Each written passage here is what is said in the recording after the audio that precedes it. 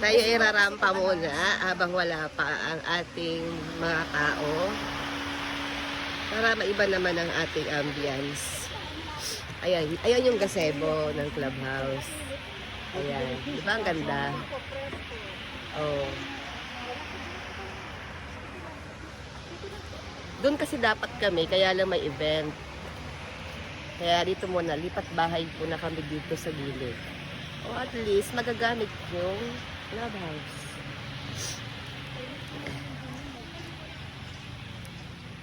Hanggang doon yung mga upuan.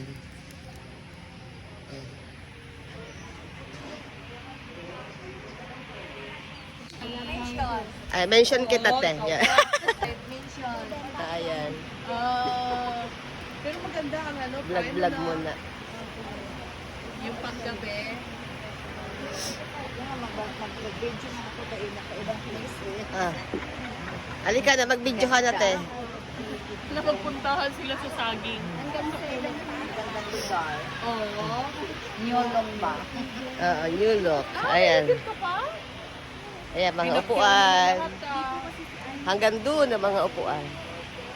Ay, ingat kayo mga choir, baka kayo ay punta sa bangin. Oo nga. Kung saan tayo nagmamasa? Opo. Sa farm ng Gubhi. Yeah, yayamanin.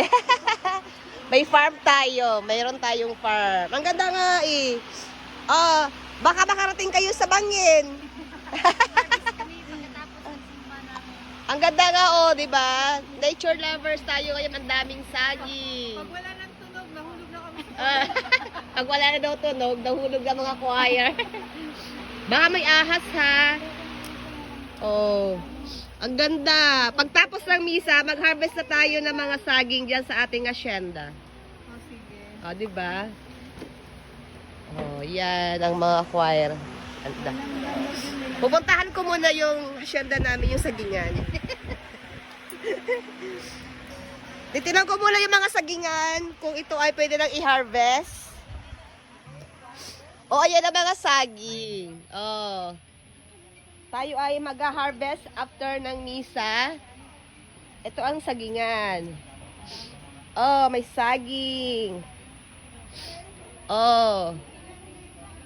May saging, sagingan ng asyenda. Oh.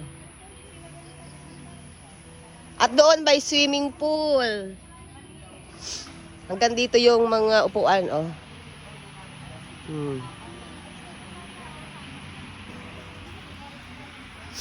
Tayo ngayon ay iikot. Iikot.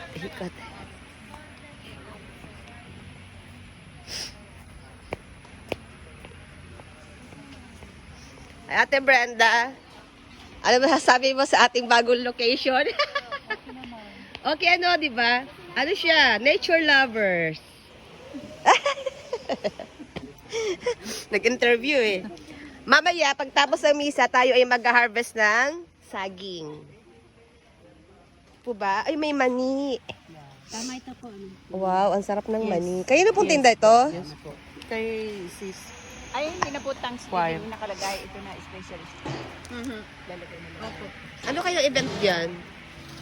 Pink, babae, birthday? Eh, di po po. Kahit hindi ko nalagay. Ay, ang aga naman. Dapat ano, gabi. Gabi naman. Gabi Excited. pa sila, tapos ngayon nag-ano. Siguro. Tayo ay kukuha ng sobre. Binyagan daw. Ay, binyag. binyag. Ah, okay. Tama lang. Bakit ka nandyan sa sulok? Mas gusto niyo po dito? Mas mahangin? Naman din, di ba? Marinig naman po. Pero mas maganda dun, may electric fan. Tayo na ay magpa-practice na tayo magbasa. Ikot na natin ang ating environment. Ang ganda ng ating paligid.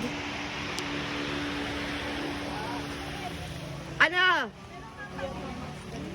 Ay, parang may dala ako pero tuyo na to kasi nasa bag ko lang eh.